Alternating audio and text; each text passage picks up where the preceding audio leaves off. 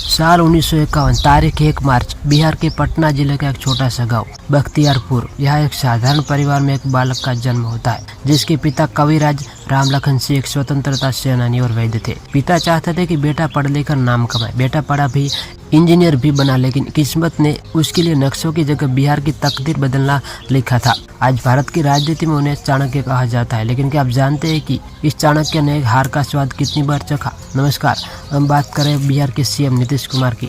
नीतीश कुमार ने Bihar college of engineering से electronical engineer की डिग्री ली। उस दौर में एक इंजीनियर के पास सुरक्षित भविष्य था, लेकिन 70 का दशक बदलाव का था। दिल्ली की सत्ता हिल रही थी और बिहार में जयप्रकाश नारायण संपूर्ण क्रांति का बिल्कुल फूंक चुके थे। युवा नीतीश अपनी किताबों को छोड़कर जयप्रकाश के पीछे निकल पड़े थे। यही उनकी मुलाकात लालू प्रसाद यादव और सुनील मोदी जैसे युवाओं से हुई। 1974 के छात्र आंदोलन के दौरान नीतीश ने पहली बार सत्ता की लाठियां खाई और जेल की सलाखों के पीछे गए। आपातकाल के दौरान करीब 19 महीने जेल में बिताने के बाद जब वो बाहर आए तो वो सिर्फ एक इंजीनियर नहीं बल्कि एक तप हुए राजनेता बन चुके थे। आंदोलन के बाद राजनीति का असली संघर्ष शुरू हुआ। 1977 में जनता पार्टी की लहर थी, लेकिन नीतीश कुमार अपना पहला विधानसभा चुनाव हार गए। वे रुके नहीं, 1980 में फिर मैदान में उतरे, लेकिन फिर हार मिली।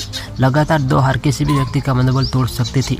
लोग ताना मारने लगे कि नीतीश कुमार चुनाव नहीं जीत सकते। आर्थिक तंगी का दौर था, लेकिन संघर्ष जारी रहा। आखिरकार 1985 में उनकी मेहनत रंग लाई और वह पहली बार हरनौत से विधायक बने। ये उनके संसदीय जीवन की पहली सीढ़ी थी, जहाँ से उन्होंने कभी पीछे मुड़कर नहीं देखा। 90 के दशक तक नीतीश कुमार राष्ट्रीय राजनीति के बड़े चेहरे बन चुके थे। लालू यादव के साथ उनके रास्ते अलग हुए और उन्होंने अपनी नई राह चुनी।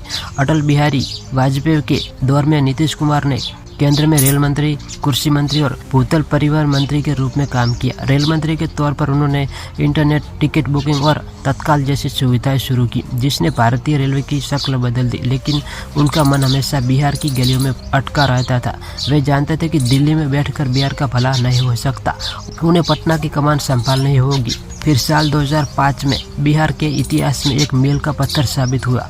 15 साल के एक छत्र राज्य को चुनौती देकर नीतीश कुमार मुख्यमंत्री की कुर्सी पर बैठे। बिहार उस वक्त सड़कों के बहाली, अपराध और अशिक्षा से जूझ रहा था। उन्होंने आते ही सुशासन का नारा दिया।